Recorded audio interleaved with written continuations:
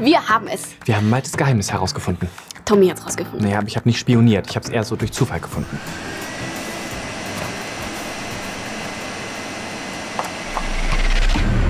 Ich muss gestehen, ich war ganz schön schockiert. Tommy dachte zuerst, die Hefte wären von mir. Geht es ja auch naheliegend. Du bist ja auch offen für so Experimente. Aber Hannah, was wird das? Ich mache Platz für meine Festplatten. Kannst du bitte aufhören, meine Sachen rauszuräumen, um deine Sachen unterzubringen? Dein, Tommy, das sind doch bürgerliche Kategorien. Ich leide nie wieder meine Hörbücher. Tommy, das Teeservice passt nicht mal zusammen. Außerdem steht sie die ganze Zeit da drin rum und staubt nur zu. Nein, tun sie nicht, deswegen stehen sie ja in der Vitrine. Und außerdem, dass sie nicht zusammenpassen, ist ja das Schöne daran. Du fandest auch die Hobbit-Filme schön. Wenn keiner zusammengehört, gehören sie alle zusammen. Und apropos nicht zusammenpassen, ich habe da was gefunden, das passt mir so gar nicht. Was soll das sein? Lass deine Schmuddelhefte einfach nicht überall rumliegen. Das sind nicht meine, Tommy. Lass die Magazine in deinem Zimmer und wenn du damit fertig bist, räumst du sie weg. Ich bin zwar offen für vieles, ja, aber das entspricht nicht meinem Interessenspektrum. Okay, wenn es nicht deine sind und offensichtlich auch nicht meine, dann Es sind Maltes Hefte. Schmuddelhefte.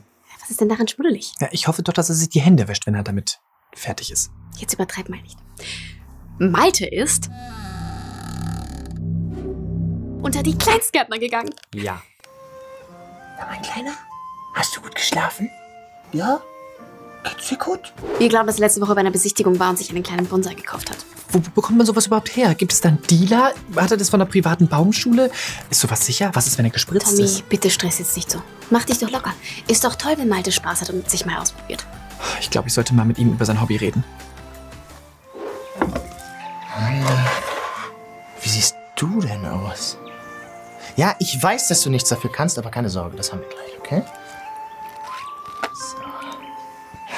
Ja, ich weiß, dass du mir ans Licht möchtest, aber wir haben doch schon darüber geredet. Wenn Tommy und Hannah dich hier draußen finden, ist das dein Tod. Doch. Du kennst Hannah nicht, die hat einfach einen schwarzen Daumen. Kennst du Pflanzen gegen Zombies? Ja, sie spielt die Zombies, sie denkt, Pflanzen müssen einfach so sein wie Salzstangen. Knusprig und braun, willst du das? Tommy? Ja klar, wenn der noch eine Pflanze mehr abstauben muss, dann dreht er einfach durch. Der bringt dich einfach um, da kannst du auf einen schnellen, schmerzlosen Tod hoffen. Da kannst du von Glück reden, wenn er dir nur den Stamm umdreht. Malte? Das ist zu deinem Besten. Oh, Malte, schön dich zu sehen. Okay, warum bist du überrascht, mich zu sehen? Du weißt schon, dass ich hier wohne. Was machst du so? Ich versuche das hier möglichst kurz zu halten, damit wir kein Gespräch anfangen. So lustig. Sag mal, wieso siehst du eigentlich so gut aus? Bekommst du mehr frische Luft in letzter Zeit, oder? Was willst du? Gar nichts. Ich freue mich einfach für dich, wenn du dich freust. Alles klar. Hey, Buddy. Alles klar? Ich habe beim Einkaufen diese Magazine gefunden. Ich dachte, die könnten dich interessieren. Wow, Automobil- und PC-Upgrades. Dankeschön. Malte, wir haben schon so lange nichts mehr zusammen gemacht. Wie wär's mit einem kleinen Ausflug? Du solltest mal wieder zocken. Wolltest du nicht dieses neue Rollenspiel kaufen? Sag mal, ist das schon draußen? Ein Picknick im Park. Wir können auch gemeinsam dieses Spiel kaufen und zusammen zocken. Wir fahren in den Botanischen Garten. Was ist eigentlich mit Niklas? Ich schreibe ihm mal, was er Samstag macht und dann könnt ihr euch gemeinsam zum Zocken treffen. Leute, das wird mir zu viel. Hannah, ich gehe mit dir nicht picknicken. Tommy, am Wochenende besuche ich meine Oma. Grüße Nick von mir, wird bestimmt toll. Und bitte, war schön mit euch, aber lasst mich jetzt in Ruhe. Toll gemacht. Ich verstehe ja, dass Malte nervös ist und seine Ruhe haben möchte. Aber ich freue mich einfach so für ihn, dass er endlich ein Hobby hat, das auch ohne Bildschirm und Controller funktioniert. Außerdem habe ich gelesen, dass Bonsai-Bäume richtig wertvoll werden, wenn man sie lange pflegt. Ja, nur warte mal ab, vielleicht ist es auch nur eine Phase. Es gibt sogar Wettbewerbe und Preise, die man gewinnen kann. Ich finde das einfach so toll. Ich habe das Gefühl, einen ganz neuen Zugang zu Malte gefunden zu haben. Ich bin ja auch so ein Naturmensch. Naturmensch, Hannah, dir ist mein Kaktus eingetrocknet. Das war nicht meine Schuld. Ich dachte, der war aus Plastik. Muss er sich denn gleich ein Hobby suchen, bei dem ein echtes Lebewesen von ihm abhängt? Ja, genau, das ist doch das Beste daran. Er übernimmt mal Verantwortung und das schafft Empathie. Erinnerst du dich noch an die Woche, als er das Tamagotchi hatte? Hannah. Malte? Tommy. Hannah? Esel! Geht's noch? Jetzt bin ich verwirrt. Habt ihr nicht Track 2 gesehen? Der war schrecklich. Nein, das war der dritte. Und, was wolltest du? Wer? Keine Ahnung, wer hat den gerufen? Du hast mich gerufen. Nee, ich habe Hannah gerufen. Und? Was? Was willst du? Was habe ich jetzt vergessen? Du bist bestimmt unterzuckert. Iss mal eine Banane. Das stimmt, ich bin schon ganz zittrig. Es kann auch am Schlafmangel liegen. Man ist ins Bett gegangen? Ich glaube um 2:30. Hannah hat den Film einfach nach der Hälfte ausgemacht. Und dann konnte ich nicht mehr einschlafen, weil ich nicht wusste, wie der Film ausgeht. Tommy, ich kenne das Ende. Wenn du es gesehen hättest, hättest du wochenlang nicht schlafen können. Du hast richtig blaue Lippen, Tommy. Alter, und kalt bist du auch? Hunger, müde, kalt. So ist der Tommy halt. Du gehörst ins Bett. Aber... Nee, nichts aber. Hannah, du kümmerst dich bitte kurz um Aria und ich bring Tommy ins Bett. Komm, Tommy. Aria ist Maltes Dackel-Tamagotchi. Und als er sich um Aria gekümmert hat, konnte er auch unsere Bedürfnisse viel besser einschätzen und erkennen. Es tut ihm einfach gut, wenn er für etwas Verantwortung übernehmen muss. Und was ist denn mit Aria passiert? Hier, Hannah, sie ist sauber und gefüttert. Denk bitte daran, mit ihr zu spielen, wenn sie ihr Mittagsschlaf in 2 Stunden Tommy, fertig hat. kannst du heute Abend meine Runde übernehmen? Ich wollte noch ins Kino gehen, diesen neuen Til Schweighöfer-Film gucken. Den wir zu zweit gucken wollten, Hannah? Oh, du warst diese Woche schon 3 Abende aus. Ständig muss ich mich um sie kümmern. Dafür stehe ich jeden Morgen eine halbe Stunde früher auf, um die Morgenrunde zu machen. Ich will mit ihr aber auch ins Kino. Okay, ich schlag dir was vor. Wir bleiben beide zu Hause und dann gucken wir den Film, wenn er raus ist aus dem Kino. So, ihr Stubenhocker, ich gehe jetzt ins Kino. Wartet nicht auf mich, könnte später werden. Ne? Chill mit Öl.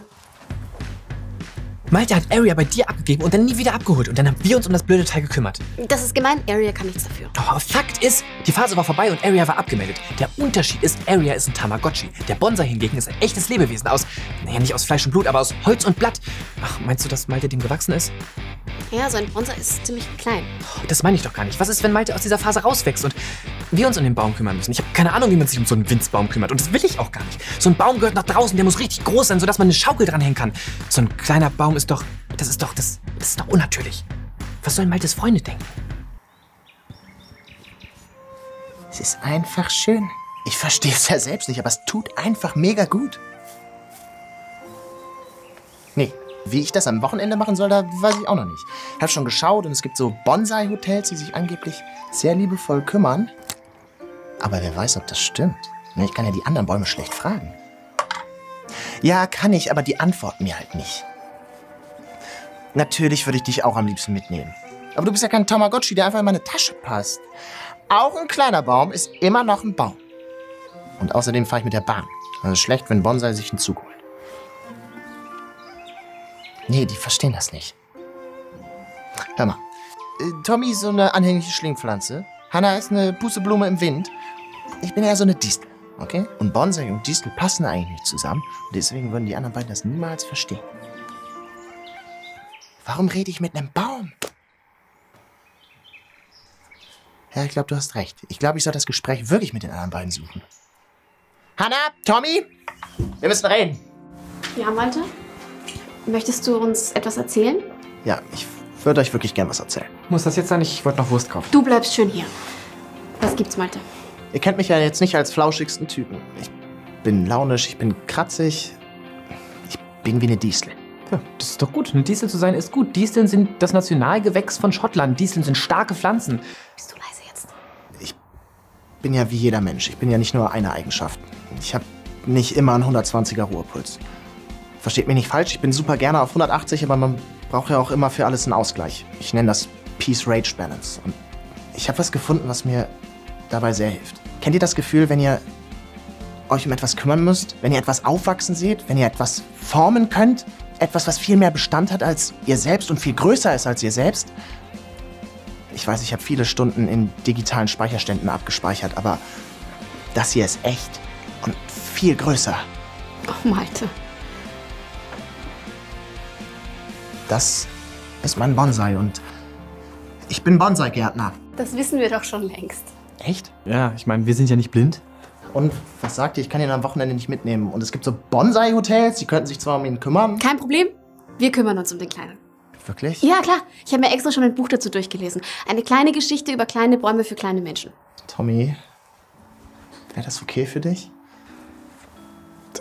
Das tut dir echt gut, oder? Auf einen Pflegling mehr oder weniger kommt es auch nicht an. Danke. Ich meine, jetzt wo der Kleine aus dem Schrank ist, sollten wir vielleicht einen besseren Ort für ihn finden. Ich kann meine Tassen für dich herausräumen und dann stellen wir ihn da rein und dann staubt er dich ein und er bekommt genug Licht. Ihr seid die besten Mitbewohner der Welt.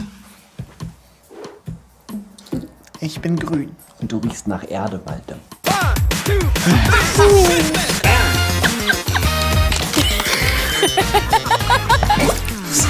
Ich kenne jemanden, der könnte wie so eine Mama. Und da komme ich. Ich finde es ehrlich gesagt krass, dass die Kamera überhaupt läuft bei der Hitze.